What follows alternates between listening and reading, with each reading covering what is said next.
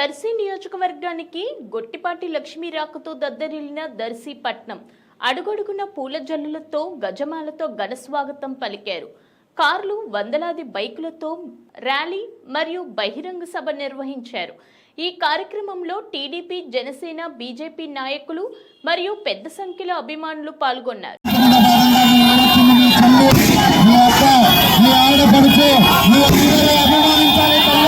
అభిమానించాలి.